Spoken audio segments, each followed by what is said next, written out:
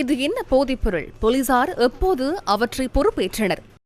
மட்டக்களப்பு குற்றப்புலனாய்வு பிரிவிற்கு கிடைத்த ரகசிய தகவலின் அடிப்படையில் கடற்படையினரின் உதவியுடன் 2021 ஆண்டு செப்டம்பர் 7ஆம் தேதி குறித்த போதைப் பொருட்கள் பறிமுதல் செய்யப்பட்டுள்ளன. பின்னர் அவை மேலதிக விசாரணைகளுக்காக போலீஸ் போதைப்பொருள் ஒழிப்பு பணியகத்திடம் ஒப்படைக்கப்பட்டுள்ளன.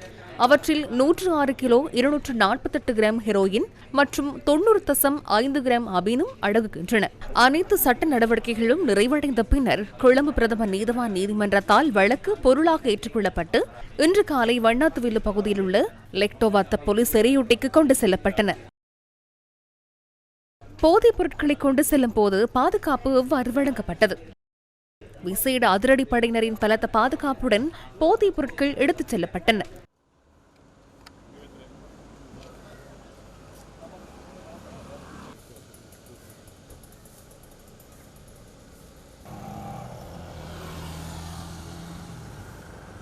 வண்ணாத்துவில்லு எரியூட்டிக்கு கொண்டு செல்லப்பட்ட பின்னர் போதைப் பொருட்களின் எடை மீண்டும் சரிபார்க்கப்பட்டது.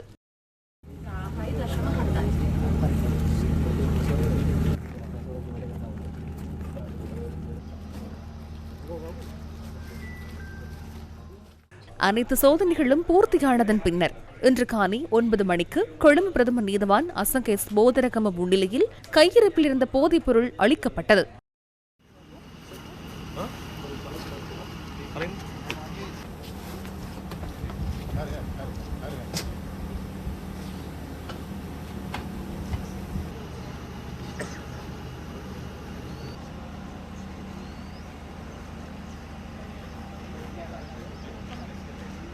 දෙදස් විසිහතර 2024, 2025 மற்றும் 2026 ஆண்டுகளில் இன்று நாடளாவிய ரீதியில் மேற்கொள்ளப்பட்ட அனைத்து கைதுகள் மற்றும் பாரிய சோதனைகளிலிருந்து கைப்பற்றப்பட்ட 2556 கிலோ 164 கிராம் போதைப் பொருட்களை இலங்கை போலீசார் இதுவரையில் முற்றாக அளித்துள்ளனர்.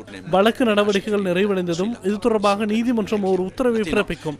அதற்கமைய பெறப்பட்ட உத்தரவுகளின்படி போதைப்பொருள் ஒழிப்பு பணியகம் இதனை அளிப்பதற்கான நடவடிக்கையை முன்னெடுக்கும். நீதிமன்றம், அரச பகுப்பாய்வு திணைக்களம், போதைப்பொருள் ஒழிப்பு பணியகம் உள்ளிட்ட அனைத்து தரப்பினரது முன்னிலையிலேயே போதைப்பொருள் அளிக்கப்படுகிறது.